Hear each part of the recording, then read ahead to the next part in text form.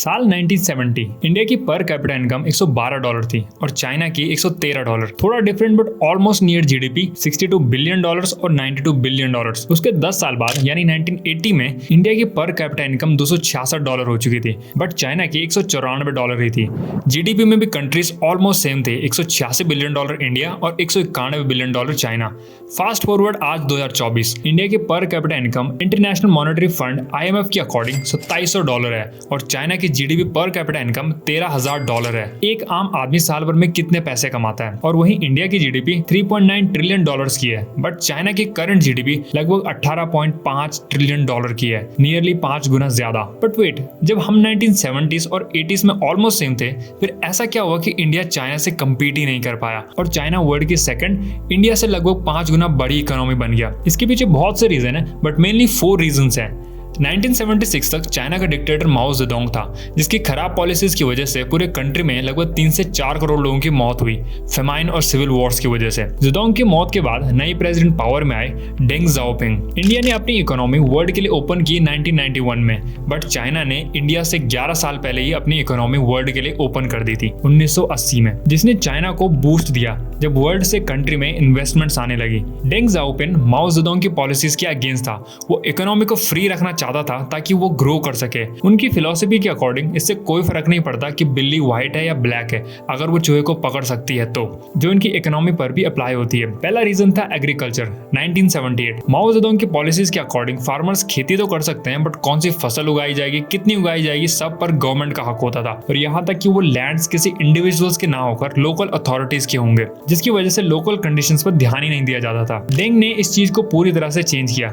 जमीन still government की होगी बट फार्मर्स को बहुत लंबे टाइम के लिए लीज पर दी जाएगी और फसल का कुछ हिस्सा गवर्नमेंट को बेचना पड़ेगा, बाकी सरप्लस फार्मर्स कहीं भी बेच सकते हैं और क्या उगाना है, कितना उगाना है, ये सब फार्मर्स खुद ही डिसाइड कर सकते हैं। इससे हाउस होल्ड रिस्पॉन्सिबिलिटी सिस्टम का नाम दिया गया। इससे पहले सीन अलग होते थे और माओ के टाइम रॉन्ग पॉलिसीज की वजह से भुखमरी के चलते करोड़ों लोगों की जान भी चली गई थी बट नई पॉलिसीज काम करने लगी। कुछ ही टाइम में रूरल एरियाज में पुअर पॉपुलेशन पॉवर्टी से बाहर आने लगी। जहां 1978 में 250 मिलियन लोग पॉवर्टी में थे, 1985 में 125 मिलियन, हाफ लोग ही पॉवर्टी में थे और चाइना का फूड प्रोडक्शन भी तेजी से बढ़ रहा था। सेकंड रीजन है एजुकेशन।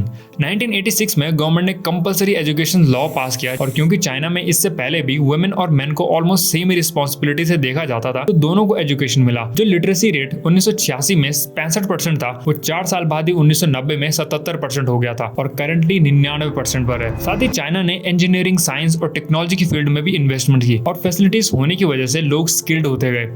थर्ड रीजन है बिजनेसेस। 1980s में चाइना की इकोनॉमी वर्ल्ड के लिए ओपन हुई बट अपनी कंपनीज भी ग्रो होनी चाहिए। गवर्नमेंट ने TVEs, town and village enterprises बनाई जिसमें सभी लोग एक ऑर्गेनाइजेशन की तरह काम करते थे। इन TVEs ने मिलियंस ऑफ जॉब्स क्रिएट की, साथ ही चाइना को मैन्युफैक्चरिंग हब बनाने का भी बूस्ट दिया। लोगों के सेविंग्स और इनकम्स बढ़ने लगी। कई सिटीज और टाउन्स में फ्री इकोनॉमिक जोन बनाए गए बिजनेसेस के लिए और बिजनेसेस को कई इंसेंटिव और फ्रीडम दी गई, जिससे शेंजन जैसे सिटीज जो फिशिंग विलेज हुआ करते थे आज चाइना की वन ऑफ रिचेस्ट सिटीज हैं। कंट्री में ग्रोथ ने फॉरेन इन्वेस्टमेंट्स को और भी ज्यादा अट्रैक्ट किया। 1980 में जीडीपी ग्रोथ रेट लगभग 7.3% था, जो 1982 में 9% और 1984 तक 15% हो गया था और धीरे धीरे चाइना ने वेस्टर्न कंट्री से भी अपने ट्रेड बढ़ाने शुरू कर दिए। फोर्थ रीजन था इनोवेशन एंड इंफ्रास्ट्रक्चर।